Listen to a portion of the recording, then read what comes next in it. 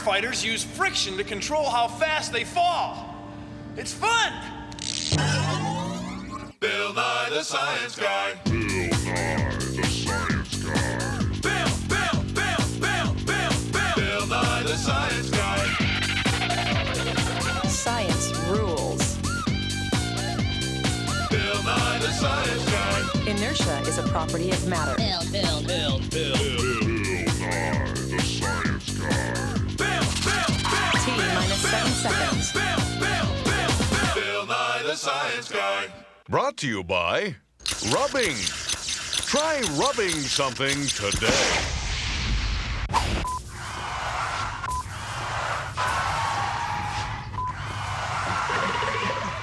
Almost slipped and fell there. See, it's friction that makes your feet stick to the floor. And it's friction that makes your fingers stick to these buttons. And when we make friction smaller, we can make the door slide open easily in its track. Slide open easily in its track. Yeah. See, friction is the force we feel whenever things are rubbing on each other. It's friction that makes this wooden box sort of stick to this table, so it's hard to push, but then it gets easy when it's rolling on these hard metal rollers. It's friction that lets you stand like this, see? My feet are sticking to the floor. If my feet weren't sticking to the floor so well, I couldn't do this. Phew. Take a look at this. It's our friction ramp of science. And it's a little bit tilted, see? Now up here is a triangular weight. Well, gravity is pulling it straight down, but it's not sliding down the ramp. What's holding it there is the force of friction pushing this way. Now watch what happens when we make the ramp steeper. The weight's the same, but the force between the ramp and the weight gets smaller and smaller. And then it slides downhill. It slides downhill. See, the harder things are rubbing together, the more friction there is. Now watch what happens when I push it back. I'll do it a few times.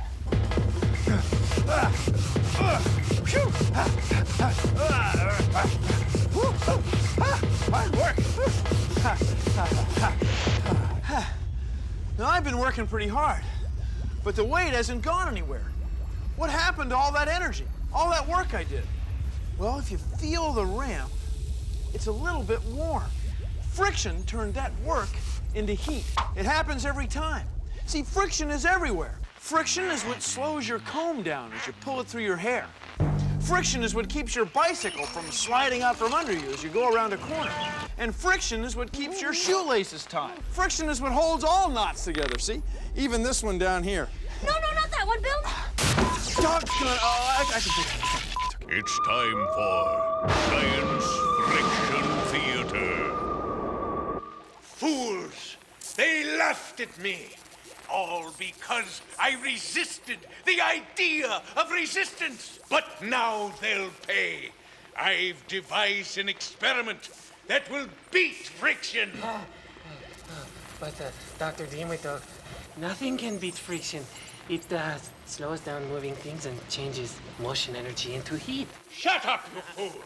That's true on Earth, but in space, there is no friction! Actually, there is a bit of friction, some gas molecules and gravity. Really? Yes. I didn't know that. Well, just the same.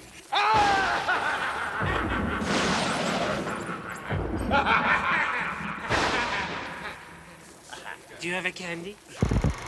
Now, friction is a force that's created whenever things rub on each other. Now, take a look at your skin. Feel it. Feels pretty smooth, right? But if you go like this, your fingers get warm. The energy of rubbing is being changed to the energy of heat by friction. Look at your fingerprints up close. See those rough ridges? It's your fingerprints that let you hold on to smooth things or pick up small, slippery things like coins. In fact, the edges of coins have roughness on them too for the same reason you have fingerprints. Isn't that cool? Oh, I'll get that. So it's friction and fingerprints that make your fingers get warm when you rub them together. Ah, it's heat, see?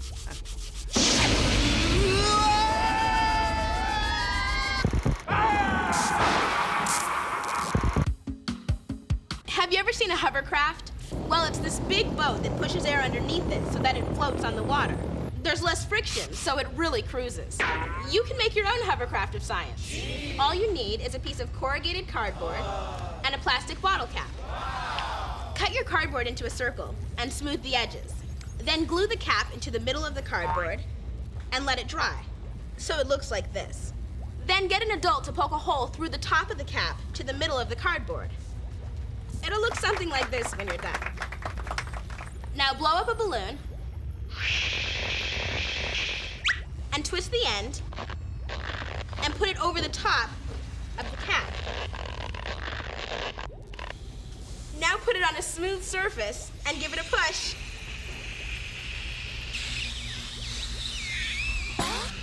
It floats or hovers, a hovercraft. Friction is science. We'll be right back with more friction after this break. We're back. Friction is a force you can feel with your feet. That's why a lot of times you wear special shoes. See, on your feet. Shoes on your feet. Ha! Ha! Ha!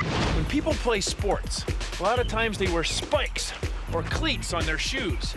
And that way, they get more friction with the ground. You see, the spikes or the cleats make the shoes have a very rough bottom, so they stick to the ground better, make it easier to stop or go!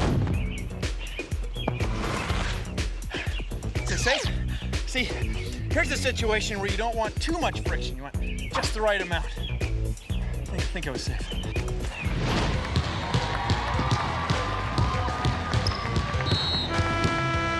See, basketball shoes are made of rubber, and rubber has a lot of friction when it's going against hardwood.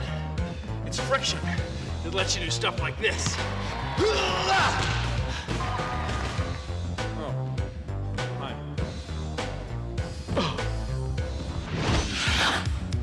See, skates slide because they make a layer of liquid water between the metal blade and the ice.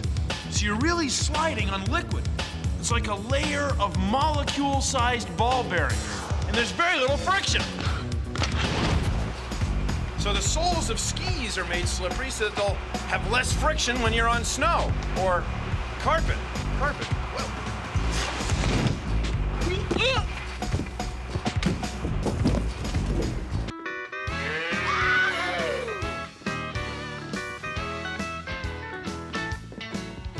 Your leather shoes help you control friction on the dance floor. They're smooth, but they stick just a little. Yeah, I'm ready. Let's do it.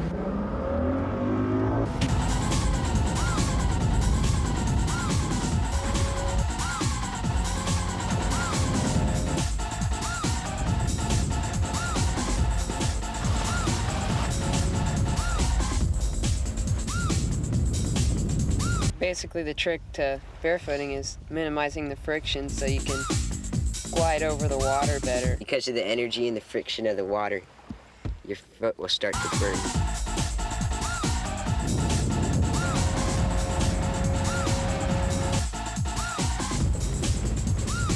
If you fall face first, it hurts a lot. But usually if you just let go and then you fall, it's not nearly as bad because the water feels a whole lot softer. Barefoot water skiing is the greatest sport I've ever done.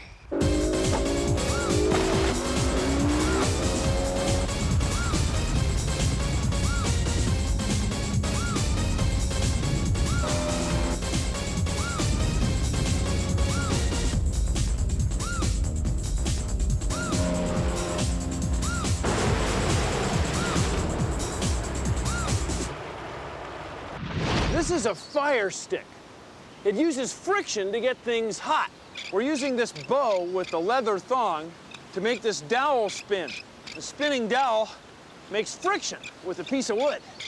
And that friction is hot enough to start a fire. In a few minutes, I'll have a roaring fire. Here you go, Bill. Hey, that's cheating! All right, suit yourself.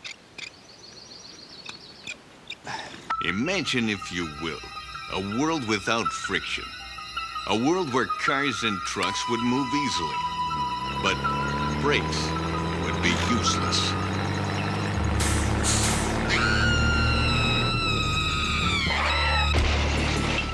world without friction would be dangerous.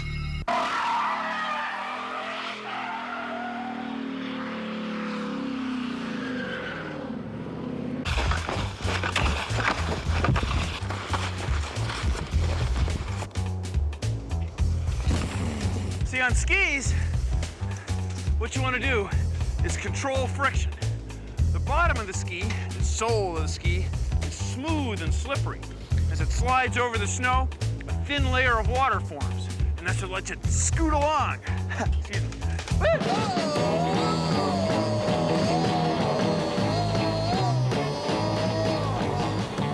I'm okay. I'm okay.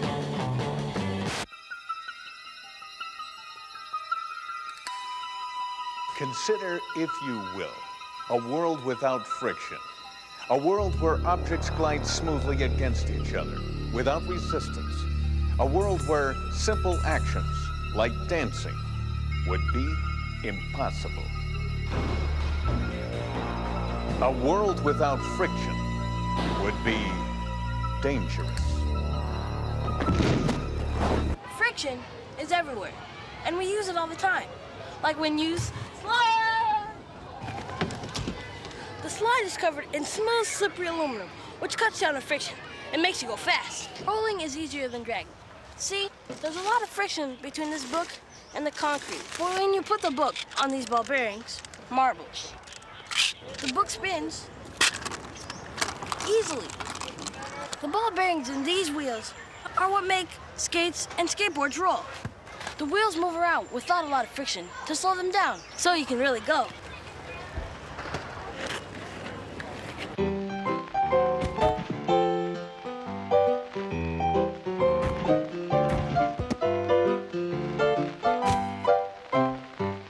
We'll be right back with more friction after this break. When you need to stop, put your foot to the floor and try some brakes today. We're back. It's a great day for cycling. You know, it's friction that holds your feet on the pedals, and holds your water bottle in your water bottle case, and holds your pump on the frame, and makes the steering work. And the ball bearings in the wheels lower the friction so you roll easily. And the grease on the chain makes the friction less so you can slip right along. Friction holds the tape on the handlebars, in your gloves, on your hands, and your helmet on your head. There's got to be one more. Oh yeah, brakes, brakes. Hey, that counts. Bill. Hey. First time out, check up.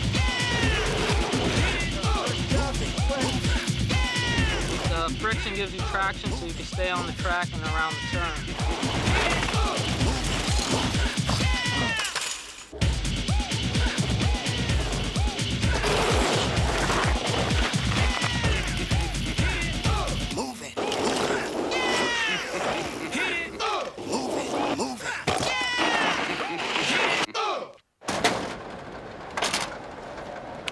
Bowling is all about friction.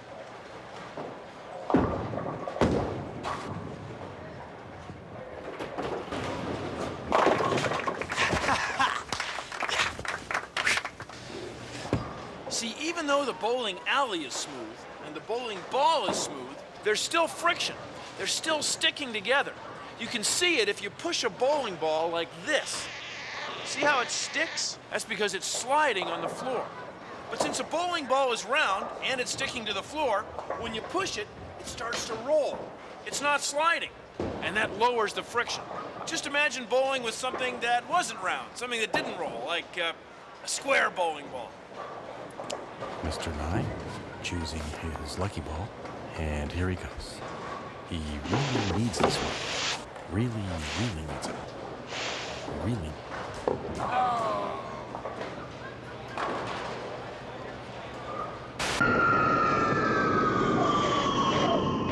To get something as big and heavy as a train moving, we use friction. See, a friction with the train wheels against the track is how a train gets traction. See? Traction. Coincidence?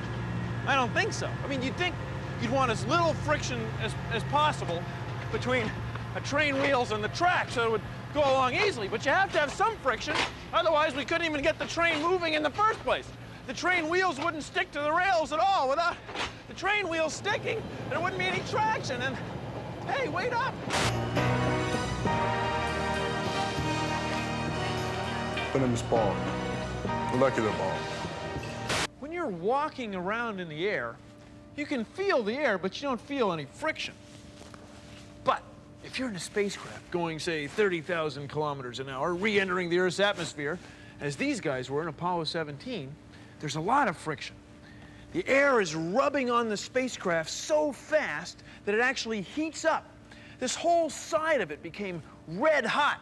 This is the Apollo 17 heat shield, and you can see where parts of it were actually burned away, all because of friction. It's pretty cool. I mean, it's cool now, but it was really hot.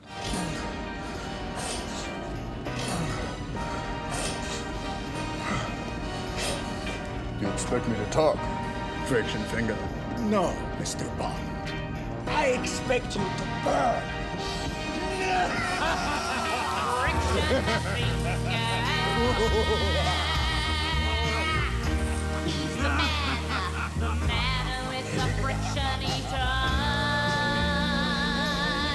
Friction is a fact of life, so living things have found ways to deal with it. For example, fish are smooth and slippery, so they can slide through the water. That's how they cut friction. Whoa. And then our joints have pads and fluid in them to cut friction, to reduce wear and tear on our bones. And crickets make their songs with friction. Their wings have a file part and a scraper part. And when they rub them together, they get a nice musical sound. Oh, that is nice. That's very nice. I'm Ingrid Olsen, and for many years I've been studying these beautiful slugs. One of the wonderful things about them is that they make mucus all over the body. This mucus not only serves to attach the slug to my finger or to anything else it's walking on, but it also reduces the friction between the animal's body and the ground. But if you were to try to crawl along the ground and you didn't have any mucus to put out between you and the ground, you would probably find it very uncomfortable and it might scrape your arms and legs. You'd be much better off if you could put out a layer of mucus the way the slug does. Mucus is remarkable because it's both sticky and slippery at the same time. If it wasn't slippery, the slug couldn't move. But without friction, the slug would fall right off this glass plate. Slugs, they're science. They use friction. They're cool.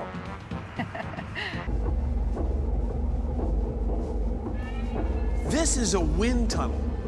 It's where scientists measure the friction from thin air.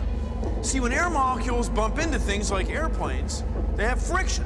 That's why airplanes have such smooth shapes, to reduce drag. You ready? This is a model of a supersonic plane that may be flying one day. It's very important to make the air flow over it smoothly, because the less smooth the flow, well, the more energy, the more fuel we're gonna need to make it go where we want it to go. Isn't that cool? Fish travel through water. They face the same problems as trucks and planes going through air. They want to cut friction. So if we can make trucks shaped like fish, boy, then we really have something to see, because there's less drag. See, the air flows over the fish and it comes to back. It doesn't spin or swirl or tumble. It's much better that way. Try this friction experiment. Poke a hole through the end of a box. Then thread a balloon through the hole, so it'll look like this. Then get some straws and make a pathway. It'll look something like that. Now blow up the balloon and twist the end so that it's really tight. Now put the balloon and the box on the straws and let it go. The straws reduce the friction and act like rollers so the box moves. It's boss. Try it.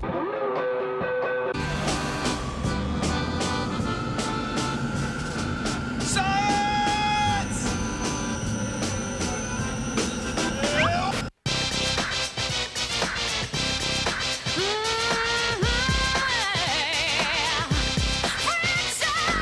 Listen to my voice and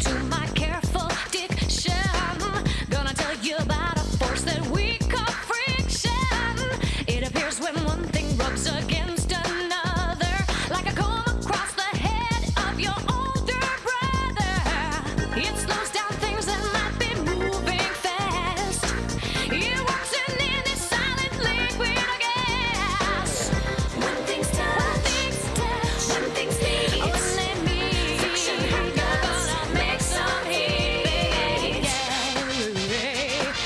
One thing about friction that can't be beat changes energy of motion into heat. Just rub two sticks together, then you'll see they're going to be warmer than they used to be.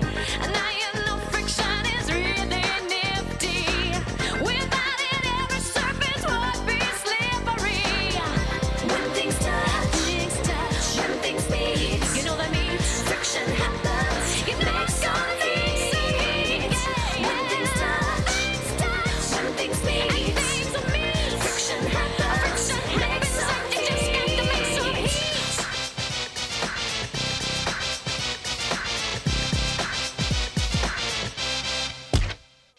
Well, that's our show. Thanks for watching.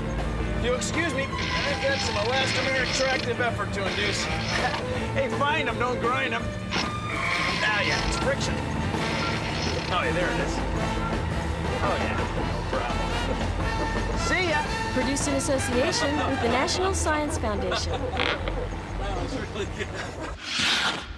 See, skates, slide, as shown. A world without friction would be dangerous.